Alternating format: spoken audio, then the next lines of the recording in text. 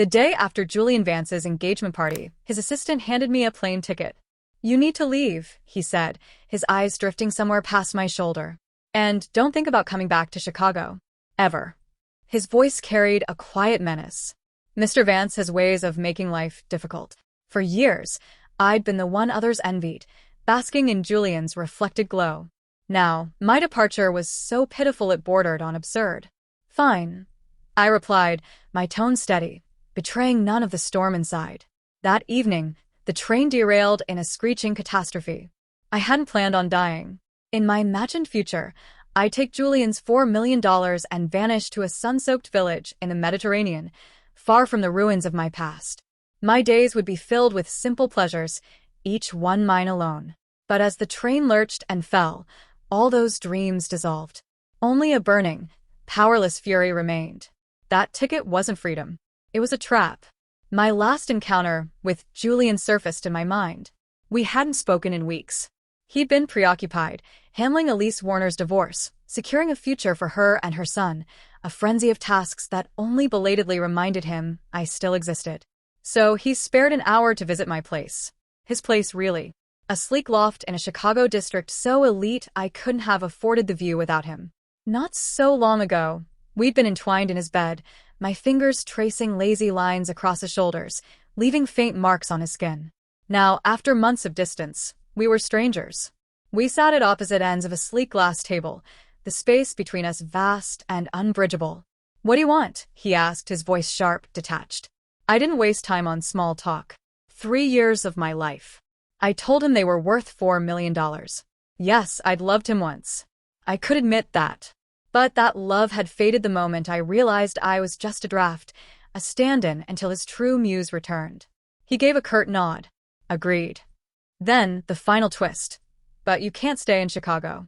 She doesn't want you here." She. What choice did I have? I nodded. If I fought, Julian, with his endless resources and short temper, would make sure I regretted it. And it wouldn't be clean. He mentioned a town on the East Coast. "I own properties there. Choose one. It's yours." So kind. I forced a smile. "All right." He tilted his head slightly. "And we're done. You can manage that, can't you?" My presence was a blemish on their perfect new chapter. "Of course," I said. I'd been on my own since childhood, scraping through university with sheer determination. I came to Chicago chasing whispers of possibility, stumbled into some photography gigs, and found I liked it. The click of the shutter. The brief thrill of being noticed. Then Julian swept in, with grand gestures straight out of a film, and in weeks, I was his. He didn't want me working, so my world, once full of potential, shrank to fit within his orbit. For years, my only connections were his circle. I had no ties here, no one to mourn my absence. Elliot, Julian's aide, finished his report, but Julian stayed quiet, tapping a silver pen against his desk. After a pause, he asked, "She should be there by now, shouldn't she?" The question caught me off guard, but Elliot didn't flinch. He checked his watch. "Yes, sir. She should have arrived." It hit me he was talking about me. A spark of something, guilt, perhaps? Too late. I never made it to the East Coast. My journey ended in twisted metal and flames. Julian's face remained impassive at Elliot's reply. He glanced at his phone, the screen dark. I was close enough to see it now. Our old message thread. 20 minutes ago, he'd sent a text. "If you ever need help, reach out to Elliot." Back when things were good, I'd have replied instantly. Elliot's answer brought a faint, bitter curve to Julian's lips. He leaned back in his chair. "Good." Then, another question. "Has she contacted you?" Elliot shook his head. "No, sir." "Not since I handed her the ticket." The room grew heavy with silence, thick with things unsaid. Elliot hesitated. "Sir, should I try reaching out to Ms. Harper?" Julian looked up, his expression unreadable. "No," he said, his voice flat. "I don't need updates on her anymore." He glanced at our message thread one last time. His finger hovered over my name for a heartbeat before he deleted the contact. And that was it. Not concern, just a final erasure. Rage surged through me. I died. Damn it. My plan was to settle into my new seaside estate, block his number with a flourish, and move on.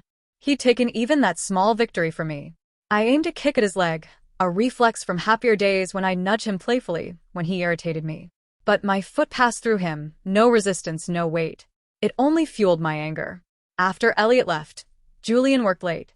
I tried to wander, to test the limits of my new, ghostly state. But every time I neared the office door, I was yanked back to his side, like a kite caught on a short string. It didn't take long to understand. I was bound to him. Maybe because his money had put me on that train. My betrayer, my tether. If only I'd returned as a poltergeist. I could have at least made his life hell. A voice broke through, calm and official. "We've located you." I startled. "Who's there?" "Afterlife Services. There was a glitch in our system. Everyone from your train is temporarily tied to their closest living connection. Apologies for the delay." Relief flooded me. "Can you take me now? Also, I had a lot of money I didn't get to use. Can that transfer to my next life? Maybe as a wealthy heiress?" The voice sounded almost sheepish. "That's not my call. But given the circumstances of your death, I can likely arrange a smoother exit next time." Fine. "Just get me out of here. I'm ready to move on." "Not yet. We need to wait until your memorial service concludes." "Why?" "Your soul is anchored to this plane. The memorial rites will release you. From what I can see, services for the other victims are being planned. But no one seems to have noticed you're gone." The words cut deep.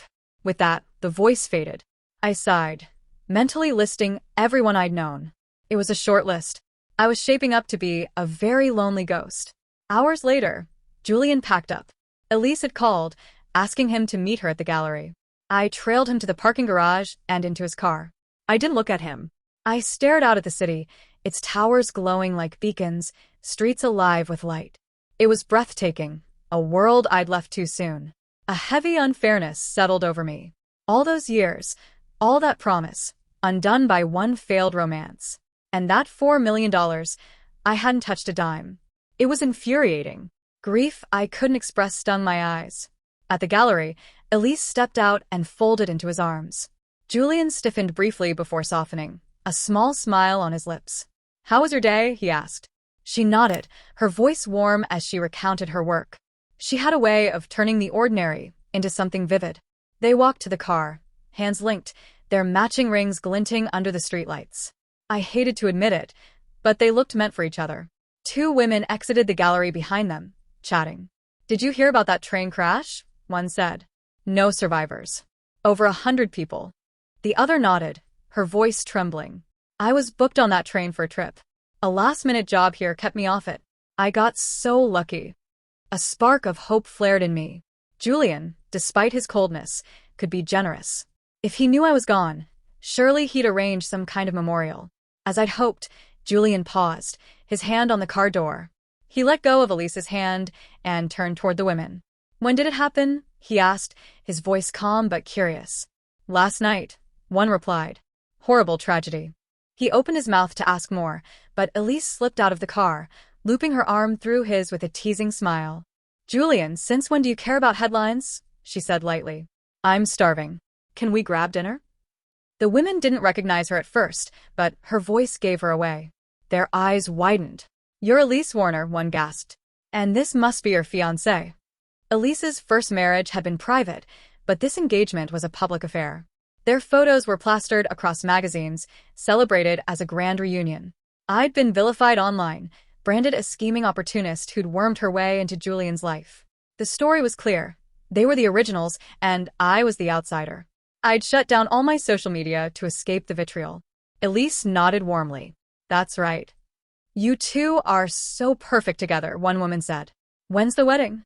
"We're in the exhibit next door. Huge fans. Could we get a photo?" Elise agreed with a gracious smile. The moment passed. Julian's fleeting curiosity faded. I wasn't shocked. Elise's needs always came first, her moods, her desires, even her hunger. They ruled him completely. While Elise posed for photos, Julian called Elliot, canceling their dinner plans and booking a table at a nearby upscale restaurant. I followed them through the meal and back to their estate. Julian was attentive, hanging on Elise's every word. If I still cared for him, it would have been torture. Instead, I felt only a deep, hollow unfairness. I'd tried to live well, and my reward was to die forgotten. Inside the estate, every trace of me had been erased. The decor, the furniture, everything was new, tailored to Elise. The housekeeper, Mrs. Lang, descended the stairs, holding the hand of a small boy, about 4, in a neat blazer, his dark hair combed back. "Evan, come here, buddy," Elise called. The boy, who carried his father's last name, ran to her, then tugged at Julian's sleeve.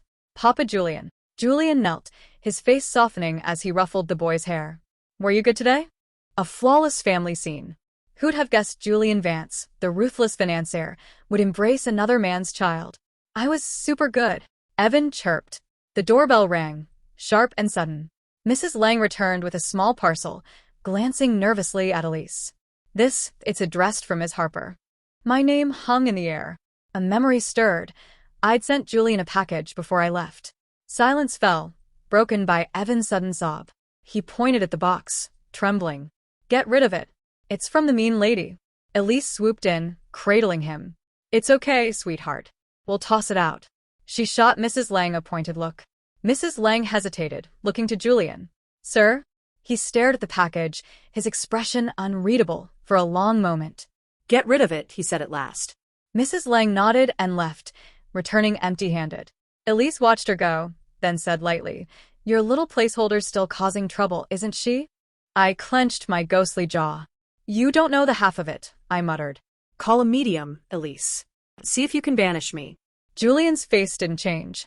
"He didn't defend me." "Is she?" he said flatly. Elise sent Evan upstairs with Mrs. Lang, then nestled into Julian's arms, her voice soft and dreamy. "Evan's so sweet, isn't he?" she said. "I wish he were yours."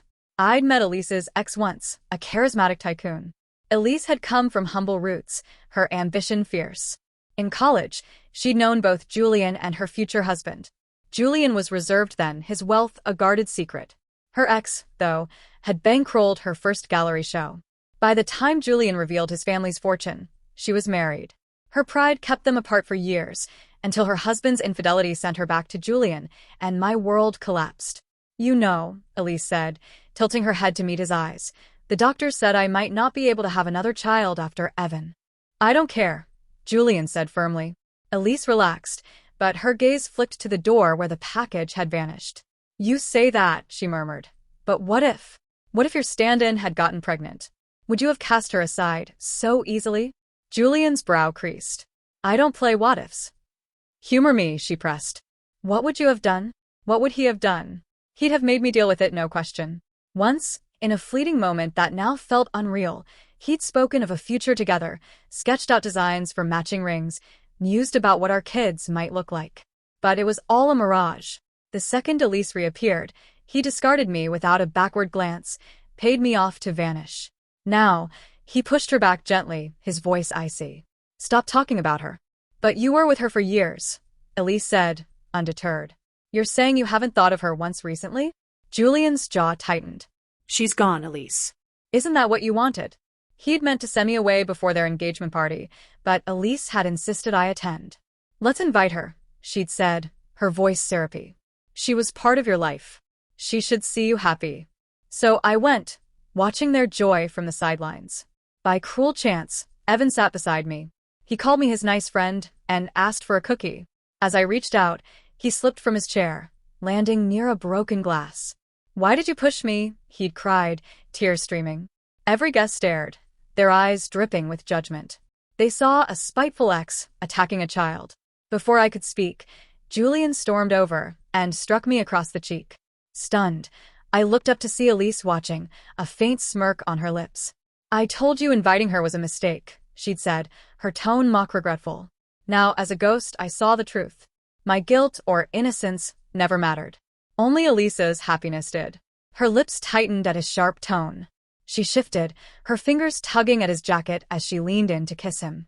He didn't pull away, but he didn't respond either. His phone rang. Elise grabbed it, putting it on speaker with a huff. A formal voice came through. "Hello, is this someone who knew Ms. Lena Harper?" Julian's eyes flickered. He started to speak. "No," Elise cut in.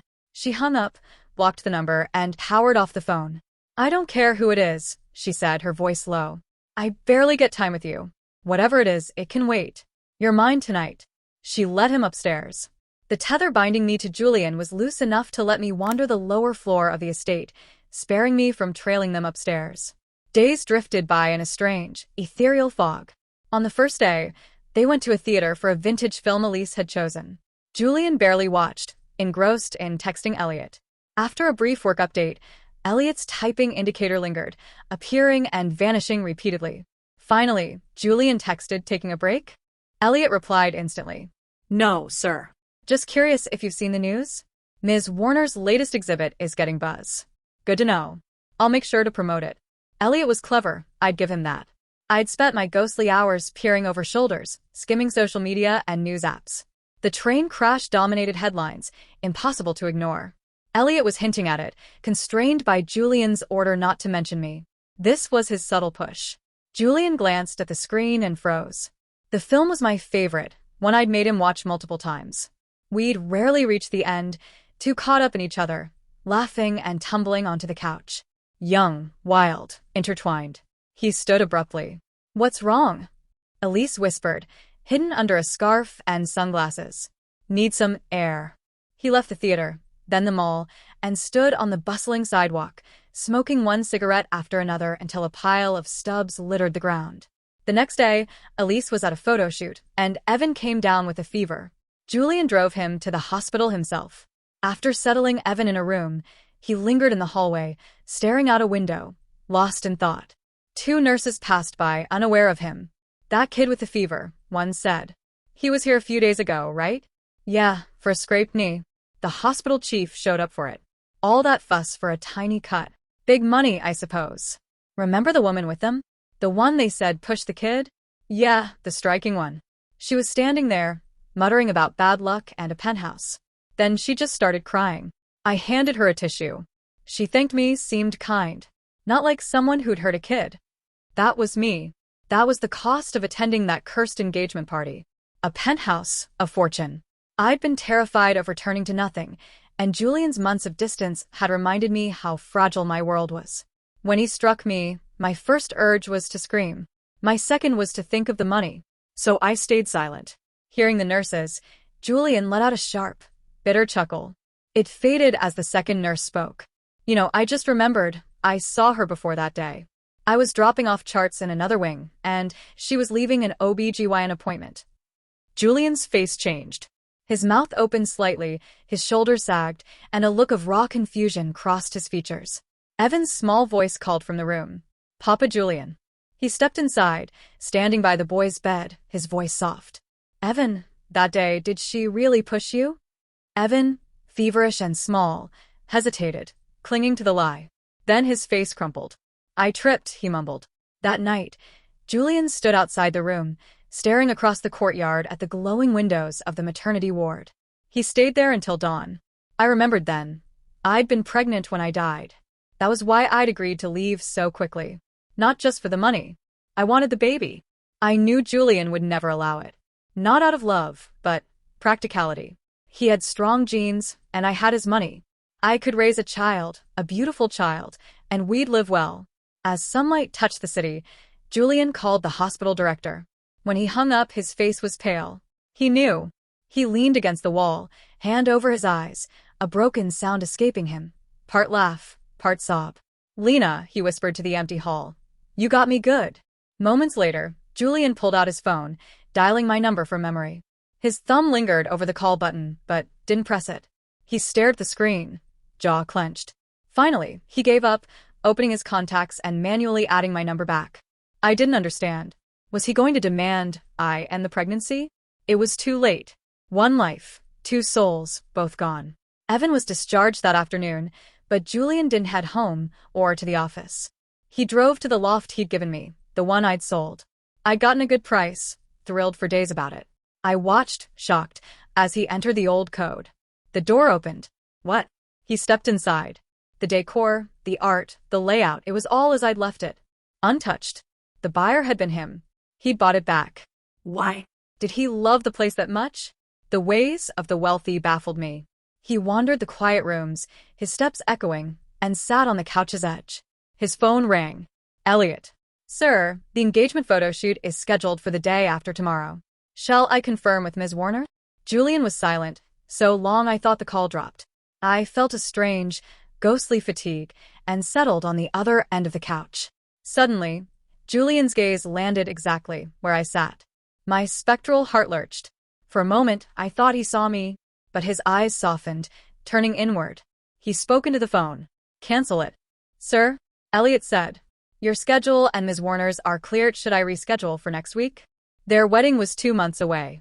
No, Julian said, his voice steady. Cancel it completely. No photos. He exhaled. And book me a train. Tonight. A quiet resolve settled over him. The tension in his face eased, almost into something gentle. He spoke, half to himself. I need to find her. She left so fast. There were things we didn't say. His voice fell to a whisper. Will she hate me? For how it ended.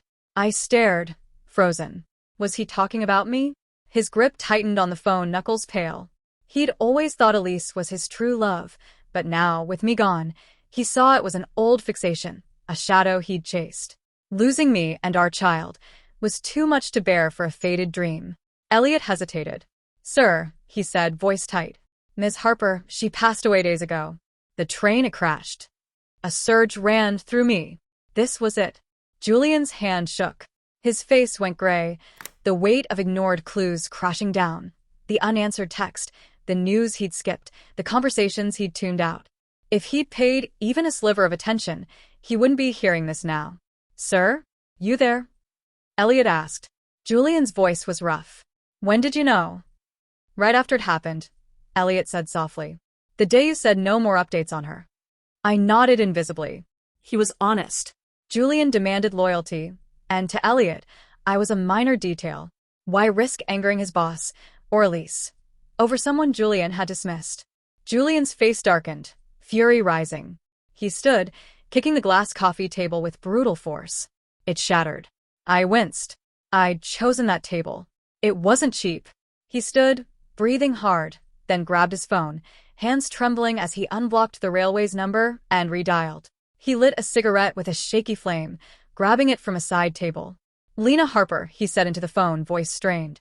She's dead, isn't she? A pause, then a solemn voice. We're deeply sorry for your loss, sir. After the call, Julian sat for hours, a shell of himself. When he finally returned to the estate, he was changed. He walked in to find Elise lounging, a skincare mask on, watching a show. You knew, didn't you? He said, his voice low. Elise glanced up, irritated. Knew what? And where were you? Evan was asking for you all day. He stepped closer, his shadow looming over her. His eyes were cold, unyielding. I'd never seen him like that.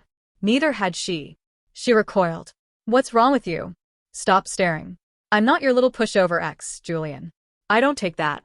His laugh was raw, jagged with pain. Tears glistened on his face. I remember, he said, voice breaking. She had fire too. When I hit her, I thought she'd fight back, ruin everything. But she didn't. Because you only fight when you think you can win. I'd known I was already defeated. Elise paled beneath her mask. Lena? You found out? Yes. She scoffed, her voice sharp. What? Now that she's gone, you're pretending you loved her all along. Is that the game? Julian's jaw tightened. The wedding's off. I'm not marrying you. She leapt up. No. You promised me. You said you'd marry me, treat Evan like your own. You can't just undo it. His eyes narrowed. If you hadn't made her stay for the party, she'd be alive. Elise laughed, a shrill, frantic sound. You're blaming me? You were too weak to face your own feelings. I saw it. How you'd linger on dresses like hers when we shopped. How you whispered her name in your sleep. You were falling for her and wouldn't admit it. She jabbed his chest. You're the hypocrite, Julian. You killed her as much as I did. When I said to invite her, you were relieved. Admit it, you wanted one last look. He stood there, fists clenched, taking her words. I watched, stunned. What was this? Thunder roared outside, shaking the windows. Upstairs, Evan cried out for his parents. Julian looked up, eyes bloodshot. He pointed to the door. Get out, he growled. Now. By morning, Elise and Evan were gone. Watching it unfold, I felt no triumph, just a strange absurdity. I almost wished Julian had loved Elise all along. This late realization made my death feel like a cruel twist. Love that comes after you're gone isn't love. In the silent estate, Julian collapsed on the couch, staring into nothing. After a long quiet, a choked sob broke free. I'd never seen him cry. As I drifted toward ghostly rest, he bolted outside into the storm, wild and unhinged. He tore through the trash bins at the driveway's end, rain soaking his tailored suit, hair plastered to his face. A ghost, felt no chill. "Where is it?" he muttered, frantic, tossing bags. "I'm sorry. I shouldn't have thrown it out." He was searching for my package. He dug all night, finding nothing. At dawn, he sat on the wet curb, broken. This was a private enclave. No one saw Julian Vance so undone. Mrs. Lang arrived, gasping. "Sir, what are you doing?" A spark lit his eyes. "The package she sent," he said, voice rough. "You threw it out. I can't find it." Mrs. Lang's face softened. "I didn't throw it away, sir." His head jerked up, hope flaring. "Where is it?" She led him to her quarters near the kitchen, Julian trailing like a lost child. "Ms. Lena was kind," Mrs. Lang said. "No cruelty in her. Going off alone. I worried for her." Julian's throat worked. "She's not coming back." Mrs. Lang didn't catch his meaning, shaking her head. "A shame. She'd ask about your favorite dishes, wanting to cook them. Said she didn't love all that makeup but wore it for you." She paused. Once, she asked if she was as beautiful as Ms. Warner. She smiled so brightly. I couldn't tell her the truth. I said she was lovelier. You should have seen her joy. Julian turned away, trembling so hard I thought he'd collapse. Julian held the package like a fragile treasure. In his room, he set it on the nightstand. Noticing grime on his fingers, he pulled back, carefully cleaning a smudge off the box before taking a long shower. I watched, weary. The living wastes so much time on empty gestures. When he opened the box, his face froze. Inside was the invitation to his and Elise's engagement party. On the back, in my handwriting. The cake tasted bitter. "Burn in hell." Well, I died last. Karma, I suppose. The box also held the matching bands we'd designed. He'd lost his long ago, carelessly or not, I never knew. I'd found it outside my old loft and sent both back. They were his, paid for by him. He stared at them, then slid off Elise's diamond ring, replacing it with a simple band from the box. He sank into despair after that. News of their broken engagement spread, followed by whispers of Elise's demanding behavior at shoots. Her career faltered. Julian didn't help. I overheard him tell his PR team, "Fan the flames. Men can be ruthless." A week passed with no memorial arranged for me. The afterlife voice returned. "This is unusual, but I can bend the rules," it said. "Give you a moment to speak to him." That night, Julian, exhausted and reckless, crashed his car. In his hospital room, sunlight poured in as he lay unconscious. I stood by the window. "Julian," I whispered, "I have no one left. For what we once were, give me a proper funeral. Make it a good one. Then we're done. Forever." Silence lingered. Then, a faint, hoarse voice answered. "All right."